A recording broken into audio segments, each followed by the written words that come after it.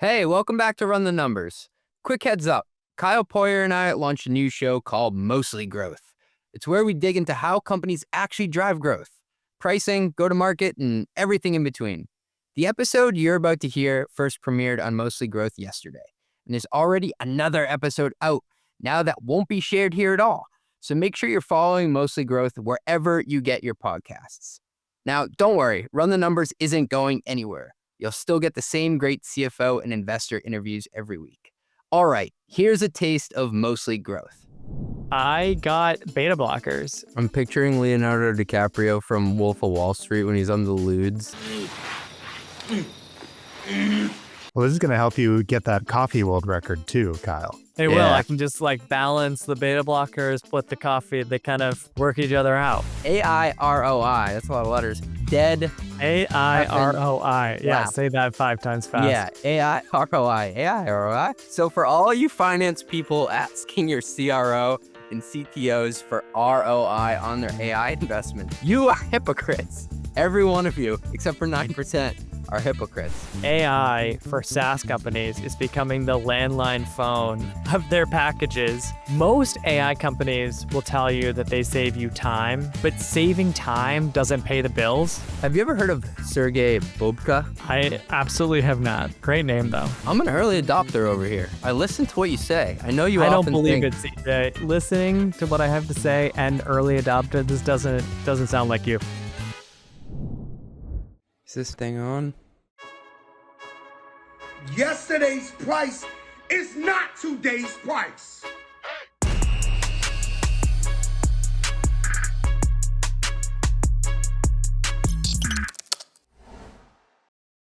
Hey, CJ, I've got a question for you. If you had to choose a walkout song, what would you walk out to? That's what I think about every night. I have a whole playlist. You do? What would it be? Yeah, that's what makes it hard to choose just one. I think I would do Standing Ovation by Young Jeezy. Standing ovation.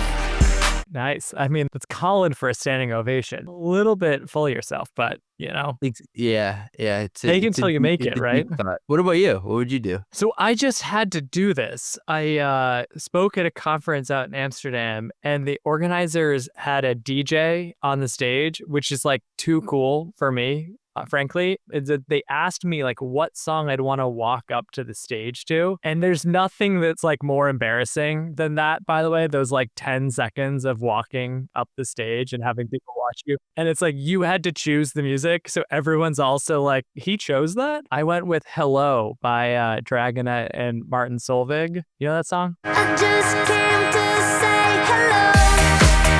I was thinking of Adele from the beginning of that song. Hello. Hello. How are you? How are you? I was like, that is really a depressing song to walk out to. No, this is an electro pop song that sounds like it's European. I mean, it probably came across as me pandering to Europeans, but it's got a really long intro before they get to the chorus, which is just I just came to say hello. So I was going through my entire playlist of songs that I've listened to and listening to the lyrics because I was oh shit, I can't have this say a message that I then don't want to seem like I endorse or something. I way overthought it, but just the instrumental version of that was the best compromise I could come to. They're why did he pick a song specifically about tariffs? Ain't nobody can keep me still till they regulate that tariff bill. Yeah, not a great time to be an American in Europe, that's for sure. But did they keep playing it for an uncomfortable amount of time once you got up to the stage, or did they cut over pretty quickly? Thankfully, they did cut over pretty quickly.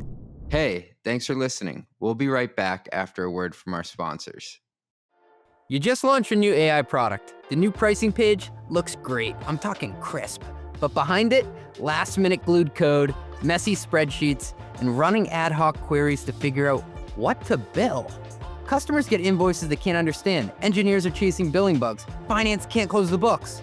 Well, with Metronome, you hand it all off to the real-time billing infrastructure that just works. Reliable, flexible, and built to grow with you. They turn raw usage events into accurate invoices, give customers bills they actually understand, and keep every team in sync in real time. Whether you're launching usage-based pricing, managing enterprise contracts, or rolling out new AI services, Metronome does the heavy lifting so you can focus on your product, not your billing. That's why some of the fastest growing companies in the world like OpenAI and Anthropic run their billing on Metronome. Visit metronome.com to learn more. That's metronome.com.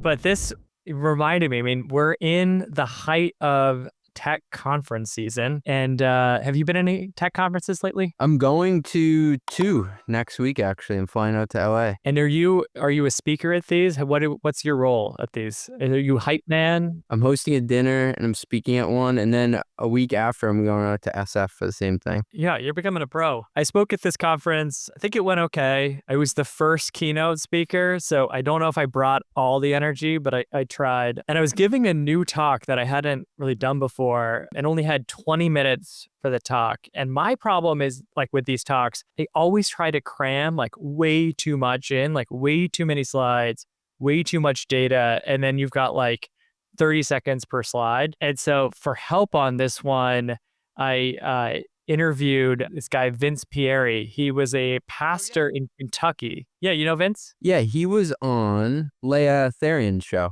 her podcast. Yeah, he was a pastor for a while where he has like literally got to speak for like his job.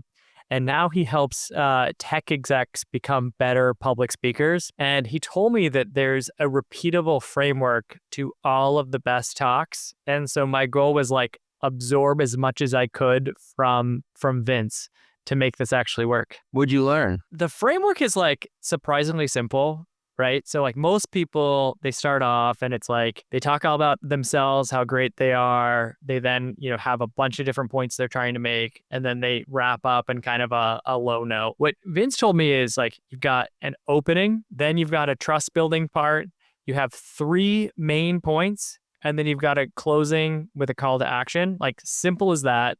And the structure is something that like works time and again for these talks. And like, just don't overcomplicate it, like follow the structure. And one of the big takeaways for me was like that intro, you don't make it about yourself. You don't talk about how great you are. You make it about the pain point that your talk will solve. And then you try to like add some complexity to it and get to like the deeper problem beneath the pain point. And so that model just like draws in curiosity, gets people interested in what you have to say. The other thing that stood out is like 3 main points. So not 5 points, not 8 points, not 10 points, but 3. And for each point, you need a one-liner about it. You need to bring in an analogy and you need an example. Those connect with people, different ways, and makes your talk actually memorable so that after the talk, people remember what you had to say. I remember him talking about how poor people are preparing for their presentations too. And so they get really nervous because they know deep down that they haven't done enough for it, but they just say, I'll wing it once I'm up there. From someone who's done that before, that is not a great approach. Like, oh wait, no wonder it didn't go well. The first time you're hearing your presentation is when it's coming out of your mouth when you're actually on stage. Oh, for sure. And that's, so I probably skew on the opposite side of that. I like practice too much. And then the goal is to not sound rehearsed. But like for me, I don't know about you, but like I used to be a really nervous public speaker. I remember the first big keynote I had was at SaaStr in San Francisco. And like I was like shaking like a leaf. I was afraid that I was going to lose my voice because my throat was getting so dry. Does that ever happen to you? Yeah, it still does happen to me. And I don't know if I'm ever going to get over it. And that's why I intentionally put some sort of joke at the beginning, because I feel this like release in my body if I get people to laugh at first, and then I can go on with the rest of the presentation. So people, if you hear me make a joke at the start of a presentation to lighten up the mood, it's I'm doing it for me, not for you. Like, please laugh to make CJ comfortable.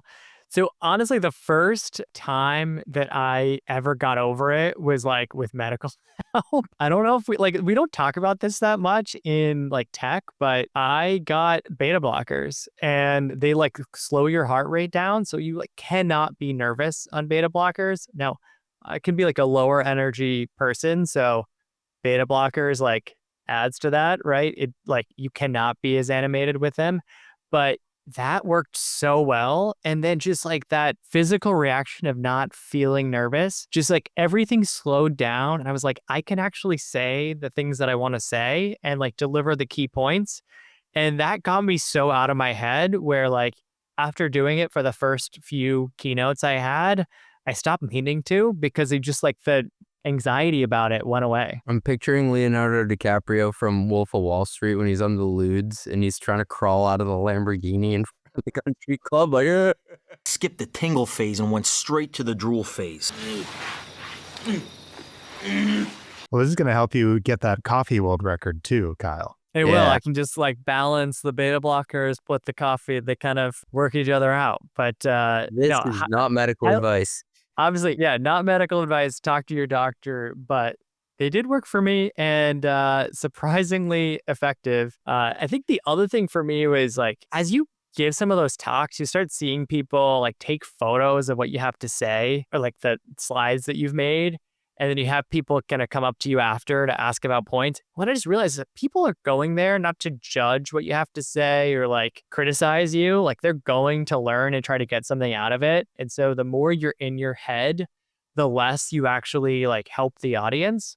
It just helped me like reframe like it's not about like how animated I am, like how many laughs there are, like if this is a killer talk. It's like about, did someone take something meaningful from this that they can then do in their own company? Sometimes I'll have that reaction too. Like out of the corner of my eye, I'll see somebody who's talking to somebody or on their phone or something. This guy's on his fucking phone. Like he doesn't really care what I'm saying. I'm like, all right, now I can just go to my thing. Like I wish everyone was on the edge of their seat paying attention, but you realize that they're people. They get distracted. They listen to some of it. And the more positive way to look at it, like you said, is they're there to learn something, not to criticize you. And there was one thing I like about this conference. It was sassiest for folks that were there or curious. There were like real people there. I think one thing I've noticed with tech conferences is they go through these cycles where like it starts off kind of under the radar. Like there are some interesting people, but it's like relatively small audience, curated, tight-knit. Then it starts to get bigger and bigger. As it gets bigger, it's just flooded with vendors, becomes pay to play. Like everyone that's speaking probably paid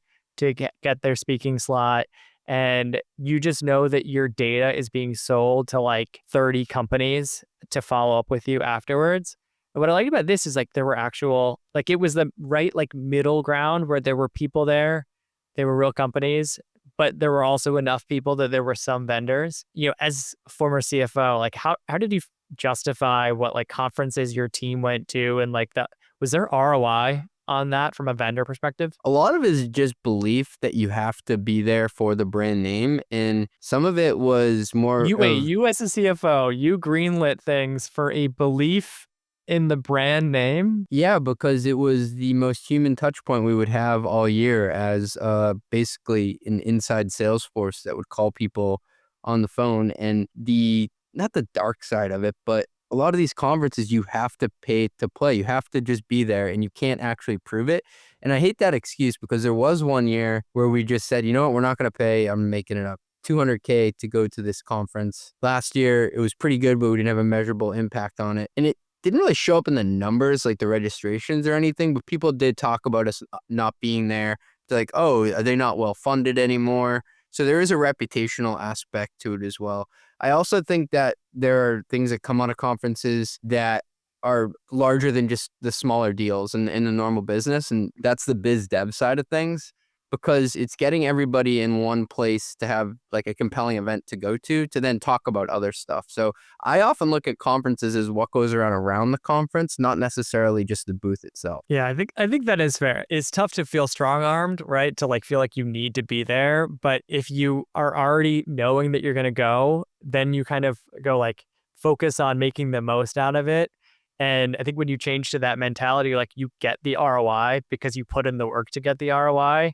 And so things like dinners around a conference, like I find if you're a tech company and your buyers are at that conference, if you can have your own touch point around it, like that dinner will be really high ROI, even if the conference might not be as high ROI. That's exactly where I would get angry as a CFO if we were going to go out of our way to send 30 people to a conference and then you didn't take any customers out to dinner. You didn't work on any other deals or meet with, like for me, I'd go and meet with investors that were there or bankers that were there. You got to make the most of the whole thing. I would get frustrated where it felt like we were sending half the building there And then we weren't doing the supporting activities around it, because you got to remember, for salespeople, you're taking them out of the field. Nobody's hitting their quota number that week. And then there's always that talk with the CRO when you get back, like, oh, well, we have people at conferences. Oh, like every single year there's that excuse. So you got to make the most of it. The other thing that would drive me crazy is that like you would get all these people that would drop their cards in like to get a giveaway or something. So like you have this like influx of hundreds of leads or MQLs, right? Some legit, some not legit. But there'd be like no follow-up with them. Like it might take a rep like 2 weeks before they finally followed up with the lead. And at that point, they like had totally forgotten the conversation, anything relevant about the company. The buyer like forgot who you were. So I did actually come across a company called Mobley that's a next-gen conference badge scanner that like enriches your conference leads too, and then automatically follows up with them so you can turn conferences into like actual pipeline. I thought that was pretty cool because that is such a pet peeve of mine around events. So next up, we've got a new A16Z report on AI companies. Take it away. Yeah, so A16Z just finally released a report that was so fascinating for me because we talk all about AI. There's all these hot AI companies that are raising it like epic valuations. And A16Z partnered with Mercury and their database of 200,000 plus customers to look at what AI companies, startups are actually spending money on. And so they shared the top 50, and not surprisingly, the big winners were OpenAI and Anthropic. Probably no one's like shocked about that. But after that, it got pretty interesting. So Replit was number 3. They were the top vibe coder ahead of Cursor, which was number 6, and Lovable at 18. One that was high up on there was FreePick, which is an all-in-one creative suite, kind of like an AI native Canva vibes. So they were number 4 on this list. I had never heard of them before the report. They beat out Canva, which was 17, PhotoRoom at 22, Midjourney at 28, and a bunch of others. Are you going to start using FreePick? Ben, why isn't Mr. Horse on here? I was going to say FreePick, actually, I've used FreePick a lot in the past. It's really, really great for I know so many people use it for their like infographics or for just like images, used in various types of media. So 11 Labs also is like a kind of somewhat Mr. Horsey, I guess I should say. See, I had literally never heard of them, before this report, but I guess a new product I got to check out. And then CJ, on another podcast, we talked about Fixyer, the email productivity app. Turns out they're number 7 on the list. Wow. So many of these are kind of B2C or related to creating stuff in some way for production value. Not all of these are like B2B enterprise sales type things. Yeah, I think in this report, given that it was partnered with Mercury, Mercury is where a lot of startups and like solopreneurs bank. Like I bank with Mercury. So I do think this probably skewed towards like that small business that kind of still operates like a consumer. But then part of it is like, honestly, a lot of the fastest growing AI products, they have this dual motion where they can capture the attention of the consumer. Like we talked about with Fixyer, like they do mass marketing towards consumers on Instagram, on TikTok, flooding the zone. And there's so much like consumer interest in AI that folks start to discover and adopt these products. But like they discover them as a consumer and then they put them on their business credit card to buy them. It's like, as we talked about before, it's product-led growth, but now like turbocharged with AI. It's crazy just reflecting on how many of these I actually pay for. Fixer, Notion, Canva, Opus Clips. You got to get a CFO to look at your AI spend. Yeah, we have to optimize our AI spend over here. We should get somebody who knows CFO things to do that because this is absurd. One I noticed, did you see numbers 26 on this list? Chloe, is that the lying thing? Yeah, they're the cheat on everything app, or that's how it was like launched. It was went viral when they launched. They're famous for like only hiring people that have at least 100,000 followers on social media. What I think is just so hilarious about them is that they claim to be cheating on everything, and they launched like the most basic product imaginable. It's an AI note-taking app. It's like literally Gong, but like 10 years later. Like the coolest marketing for the most like vanilla product you could think of. Okay, so Kyle, you look at this list. There's 50 on here. in 5 years, how many of these are just going to be bundled as a feature within a larger product? That's a good question. I mean, I think the biggest thing that we're discovering is how much value is there in being AI native? Are these AI native companies able to build something that's like meaningfully different than just a wrapper around the LLM and like SaaS? I have to say though, like looking at some of these AI products, like looking at Fixer and, a number of other ones on this list, like they're really, a lot of these are built as AI first. And I think they would be really hard for a traditional SaaS company to replicate. And so they'll still have to beat out a bunch of competitors and like there's a bunch to be proven out. But I think like there's some real staying power in a lot of these companies. Yeah. One thing I noticed, so your previous company was, auto repair software and marketplace. There's not a lot of like vertical SaaS on here, not a lot of auto repair shop software on here. Some of that might be Mercury's customers, but, I think horizontal apps clearly are like taken off from a spending perspective. Although there were some vertical players, like ones that stood out to me were Crosby, which is an agentic AI law firm. And then Alma was an AI powered immigration law services. So some are breaking through, but for the most part, people are spending money on horizontal. This is deeply horizontal. Poor Jasper AI. Are they still around? RIP.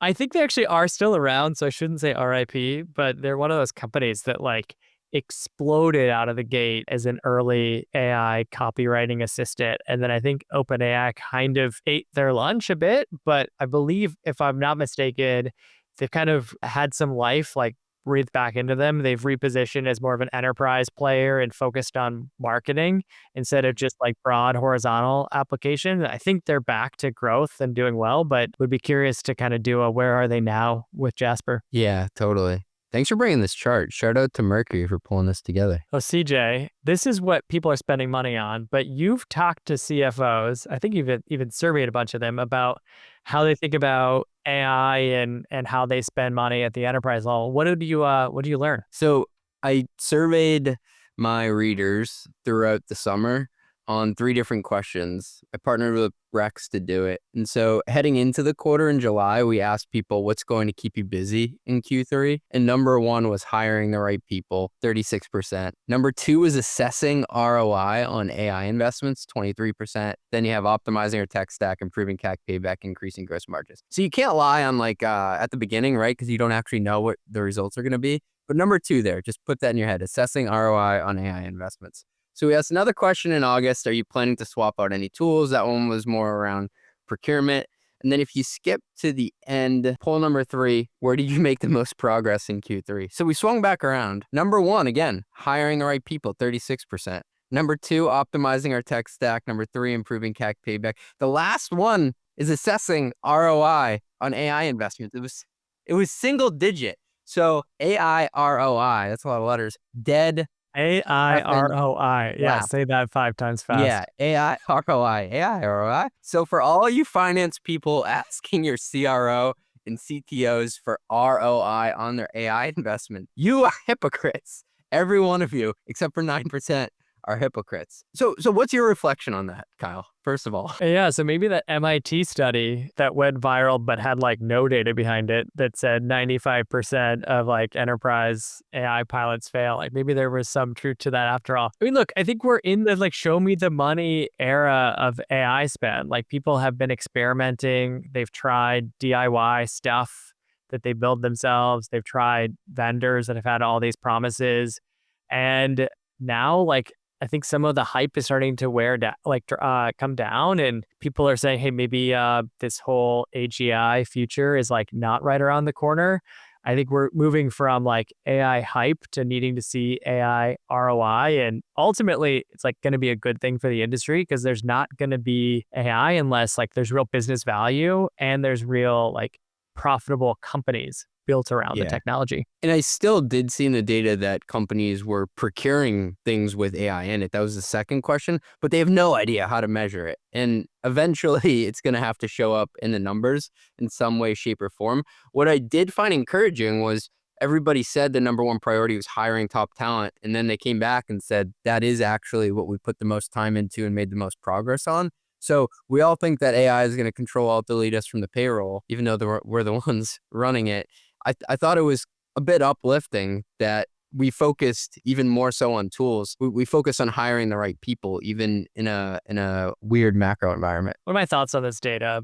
When I just think about AI companies, most AI companies will tell you that they save you time, but saving time doesn't pay the bills. And, Gen AI products will shave hours off your day, 10x your productivity. But like, that's what software does. Like, all software helps you save time by automating work that would normally be done manually with like pencil and paper or spreadsheets. I just find like a business case or an ROI story built on saving time like just doesn't get past the CFO, and he got to do more. About $400 million was raised just this summer between 6 companies. So in the ERP space, you had Campfire and Rillet.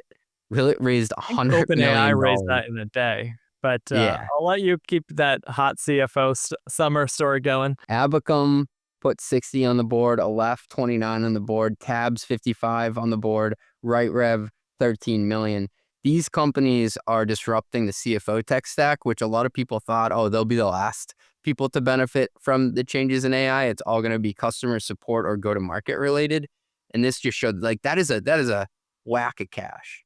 And also, did you like my meme? I didn't even know you saw Mean Girls. Oh man, I got that on rotation. Come on. But so CJ, you were CFO of a company, right? Like if your team came to you and they said, hey, there's this great AI product, we got to buy it, right? Our CEO is saying, we all got to adopt AI. What's your reaction to that, especially in this like current environment where you now probably are spending a lot on AI and like feel like you probably are overspending relative to like what you're seeing as a result? Well, so I was talking to Ali Hussein, the CEO and co-founder of Tabs this week, and he said something pretty compelling to me that you still have to raise money to do the other stuff, right? So for him, he's trying to own the revenue category. So he's like, even if I want to displace ARM by NetSuite, I still have to do all the other stuff and build the building blocks that NetSuite did, while also incorporating AI from the ground up to make sure that we have better data integrity and analysis. And so my mind as a CFO goes to,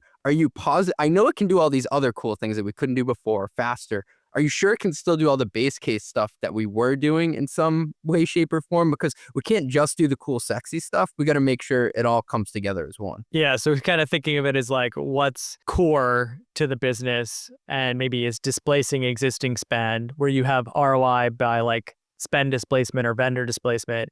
And then you've got incremental and you might have ROI on that incremental spend from like productivity or labor reduction or more revenue or whatever. I do think that we're in the age of people having to come up with convoluted business cases to get a lot of this by, because like the survey showed, nobody knows how to measure the ROI on it. And in every good pitch to a CFO, you say, this is what we think we'll get on our investments. And the best companies come back 6 months later and said, did that actually come true? And apparently we're just not measuring it yet. Well, one company I came across recently has an interesting approach to this. So a company called Crescendo, they're in the AI customer support space.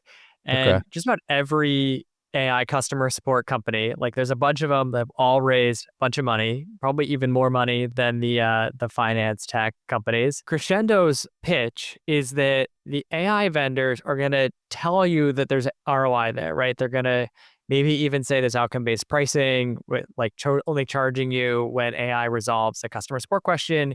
But for businesses, it ends up not delivering ROI because they're now having an existing customer support team that they need to maintain. Plus now this AI bill, the AI is not going to handle like the most complicated requests and it's not going to deliver that like high touch level of service to customers. But now you've got to hire people to like train the AI to write QA docs, training the models and everything. And so you've got incremental headcount and incremental spend. And so their model is saying, we're just going to be like the one-stop shop for your customer support. And it'll be a combination of a managed service and AI. And so they're framing it as managed AI. And they're going to charge about like half the cost or less of what you're currently spending on customer support. And so what I think is so interesting about that model is like they're taking on the total risk. They're owning the full service from beginning to end, which means they can guarantee ROI to customers rather than just being like another vendor in a tech stack that might seem to have ROI on its own, but doesn't end up delivering ROI when a customer looks at it like from a fully loaded basis. They're reselling AI productivity and putting a lower floor for the risk of adoption. Yeah, it's a different model. It's a more creative model than just AI. Like it's AI plus people. I think these models are going to start to become more and more popular. Like you're seeing OpenAI invest in like enterprise services. You're seeing like Palantir have a lot of success with forward deployed engineers. Like people are looking for a managed service that has AI under the hood, but like solves their problem, not just like something else to add to their tech flow. But you're getting to it there. That's what you're paying for your problem to be solved, right? You're not necessarily paying for AI. AI is just a way to get to your problem being solved. Totally. Yeah, you want your problem to be solved. You can size up how much that problem costs you today. I'm cool you with could that. figure out how much you'd spend in the future. And if it's less for the same results, like you've got ROI from AI. CFO approved. Next up, we're going to stick in the realm of AI. And Kyle, it sounds like there is a new AI pricing model that's kind of in vogue. There is. It's not a sexy pricing model. It's not outcome-based pricing. It's not usage-based pricing. Any guesses, CJ, on what it is? I mean, I'm out of options here. Is this just like going to the grocery store and paying for a mango? I don't know. What is this? It's called bundling. One of the oldest tricks around, right? There's like basically bundling and unbundling are the only things you can do. I was struck by Justin, co-founder over at Tropic, released some data on what he's been seeing from their customer spending. And he called out that there's an increasing number of SaaS companies that had AI capabilities, and they launched those AI capabilities as like separate standalone products at their own kind of standalone prices. They probably were like disappointed by the adoption that those products had, and now they're under tremendous pressure to have AI revenue. And so they're kind of force feeding AI down their customers' throats, like whether customers want it or not. And so he gave the example of Slack, and he said that when Slack AI was a standalone SKU, fewer than 1 in 4 customers bought it, according to their data. So most customers didn't want AI from Slack, didn't feel like they needed it. But now Slack bundled AI into all of its plans and is charging as much as 125% more for these plans that are now AI powered. So their business plans are about 20% more expensive.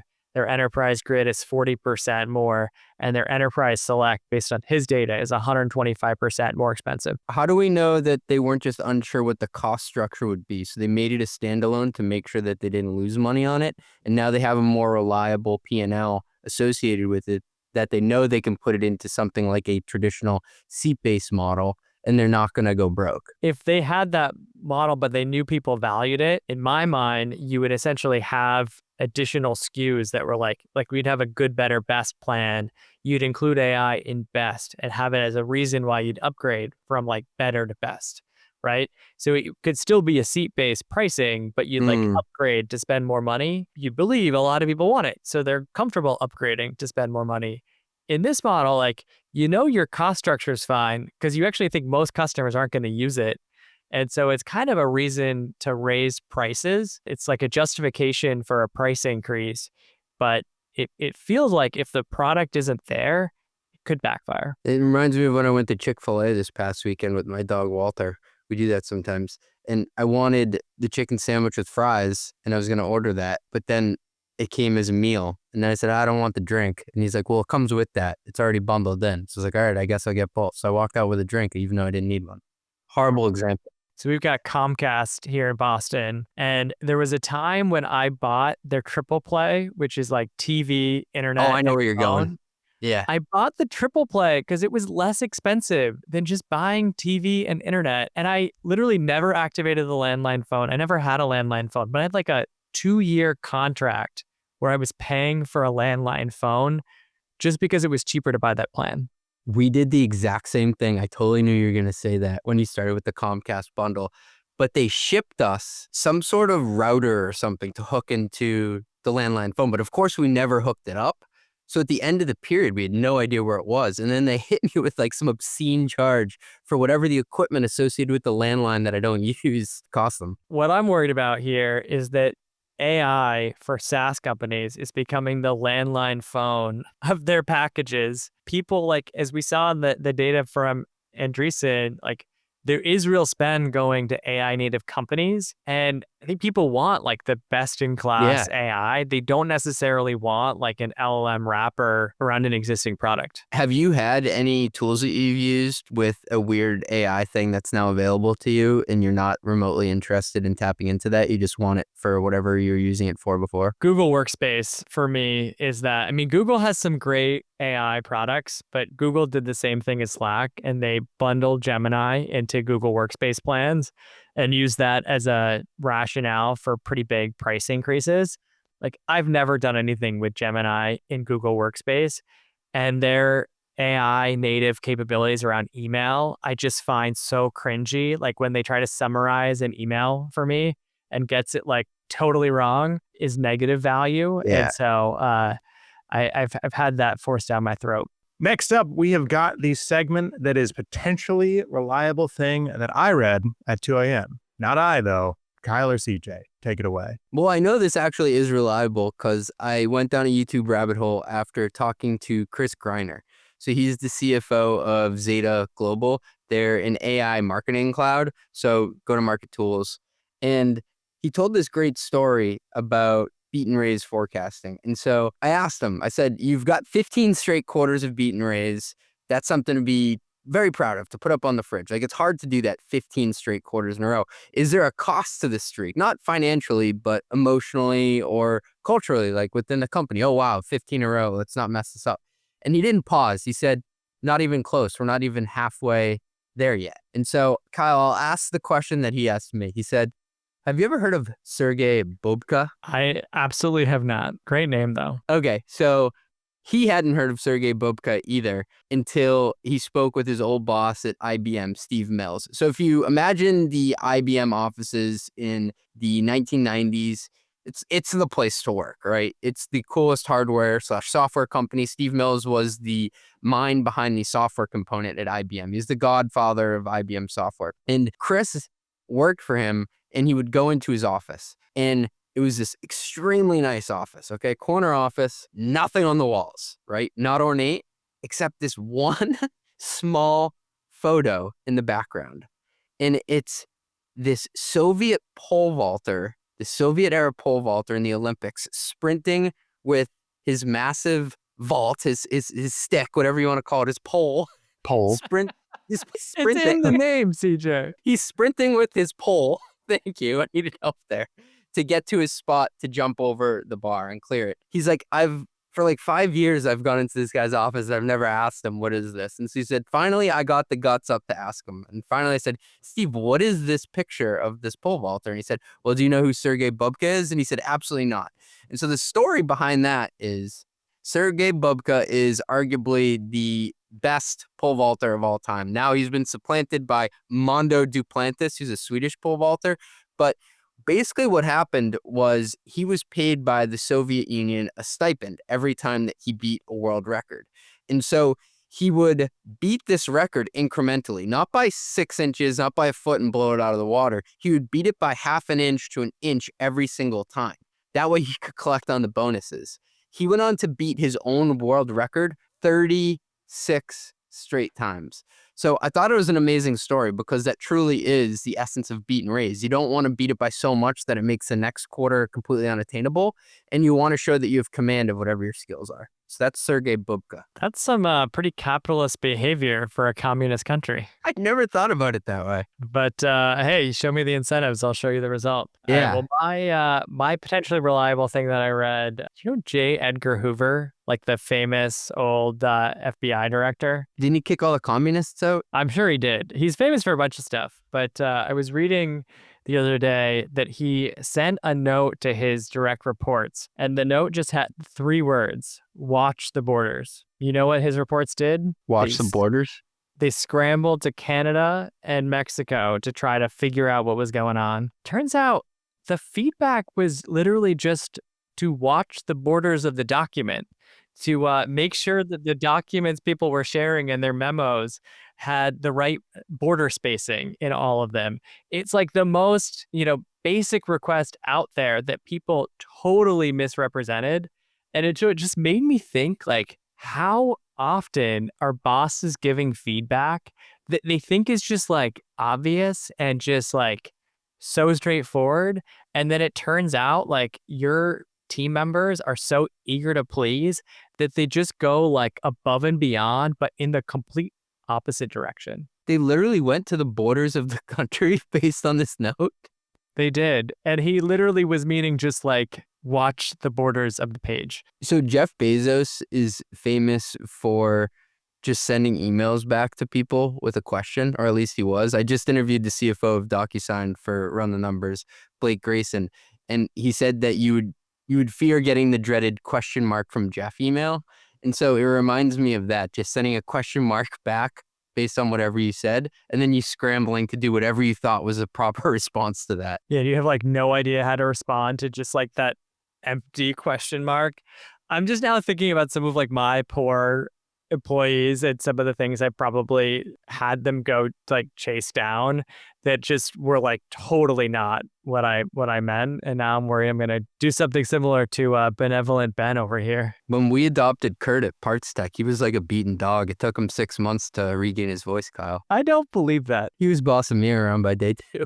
Yeah, that's more like it. Next up, we've got pricing in the real world. I think this may reference some stuff we were talking about before. So why don't y'all take it away? Whereas I told you I was in Amsterdam earlier this week.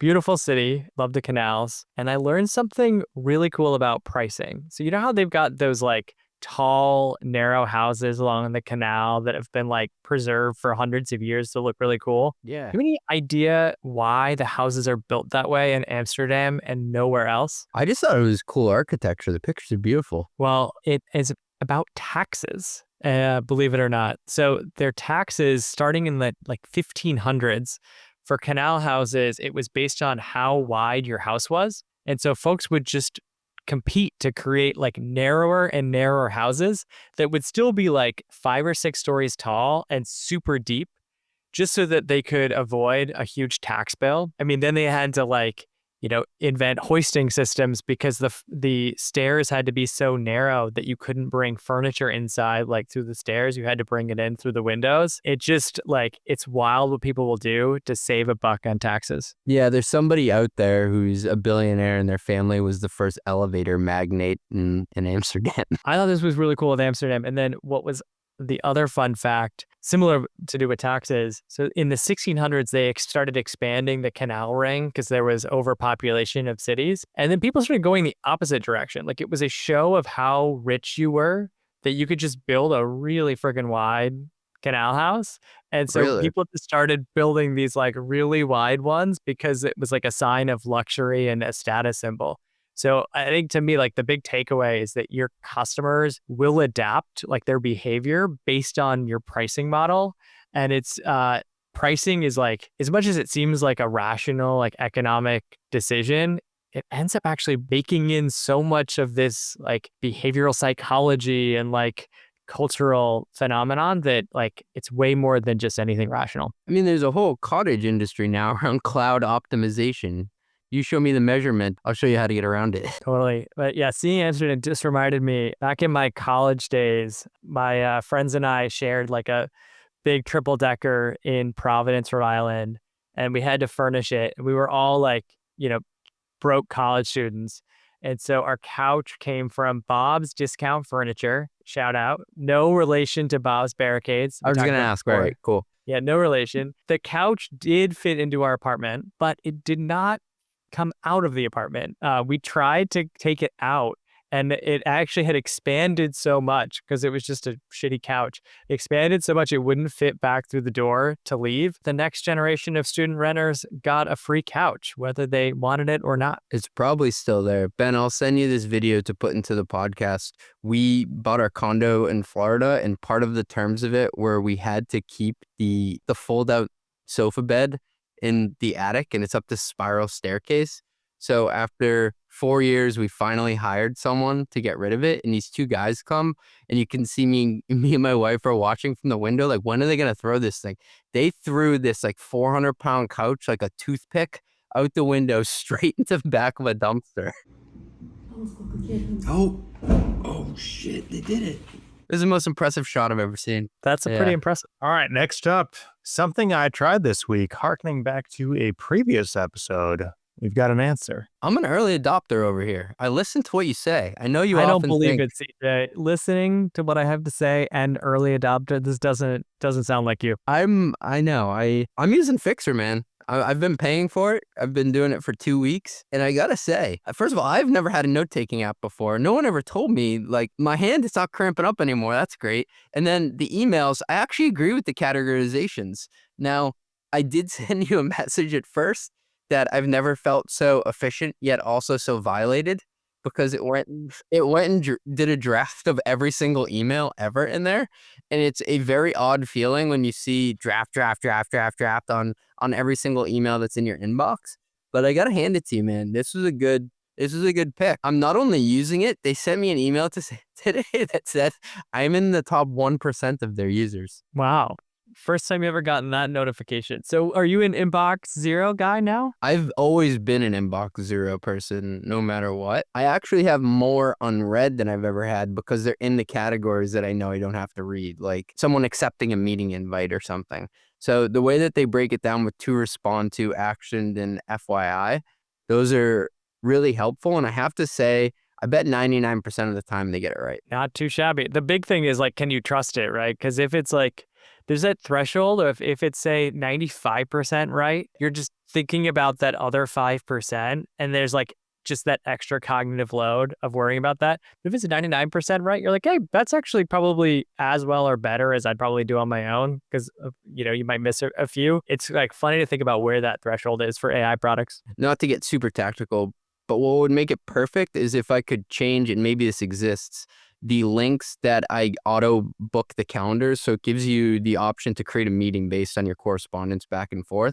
I want to be able to send people a Riverside link to book a podcast recording or something. So I haven't fully adopted the meeting booking aspect of it yet, but the drafting and the filtering is most important to me. Some of the drafting has been a little off, but the filtering has been great. So am I going to now have to worry about whether an email was sent by you or by AI? So it's great because apparently you didn't know last week. It's working.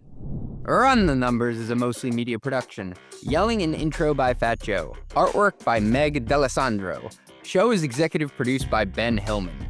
Nothing said on this podcast is intended to be business or investment advice. It's the sole opinion of me, a guy who feeds his dog way too much ice cream and has a history of net operating losses. LOL. If you like this podcast, hit subscribe and give us 5 stars. It will take like 2 seconds and our algorithm overlords love it. Drink water, call your mom, and have a great day. Peace.